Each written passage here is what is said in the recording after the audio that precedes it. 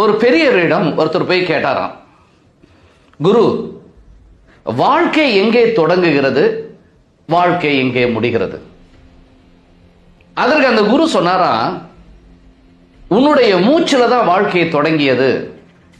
மூச்சு எப்போது நின்று போய்விடுகிறதோ அன்றைய வாழ்க்கை நின்று போய்விடும், முடிந்துவிடும். இவருக்கு ஒரே ஆச்சரியம், மூச்சுல தான் வாழ்க்கை தொடங்குதா? அப்பதான் அவன் யோசிக்க தொடங்குறான். மூச்சு வந்தது, எனக்கு உயிர் வந்தது. மூச்சு எப்ப வராமல் போகிறதோ எனக்கு உயிர் பிரிந்துவிடும். ஆக இந்த உலகத்தில் வாழ்வதற்கு நமக்கு கொடுக்கப்பட்டது வயதல்ல, மூச்சுதான். ஆக இந்த மூச்சு இருக்கும் வரை நன்றாக பயன்படுத்திக் கொள்ளுங்கள். ஆழமாக மூச்சை இழுத்து விடும் ஒரு பழக்கத்தை நீங்க உண்டு பண்ணிக் கொள்ளுங்கள். சும்மா இருக்கும் போதெல்லாம் நல்லா நீண்ட மூச்சாக இழுத்து மூக்கு வழியே அடக்காமல் நீண்ட மூச்சாக விட பழகுங்கள்.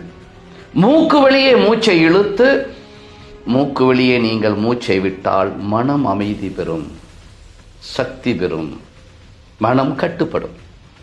அதே நேரத்தில் மூக்கு வழியாக மூச்சை இழுத்து வாய் வழியாக விட்டீர்கள் என்றால்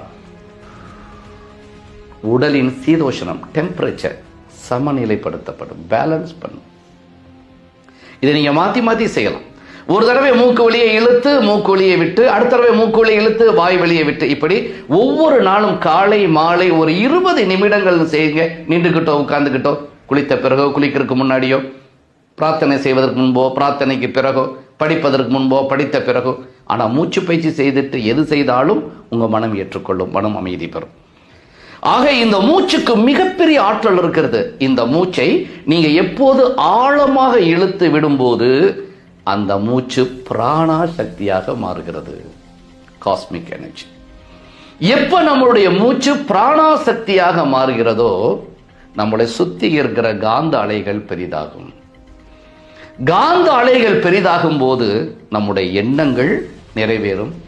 அந்த காந்த அலைகள் நம்மளை அழைத்து செல்லும், அல்லது நமக்கு வேண்டியதை அந்த காந்த அலைகள் சென்று அழைத்து வரும். இதெல்லாம் எதில் தொடங்குகிறது? பிராணாசக்தி. பிராணாசக்தி எதில் ஆரம்பிக்கிறது? நீண்ட மூச்சுல.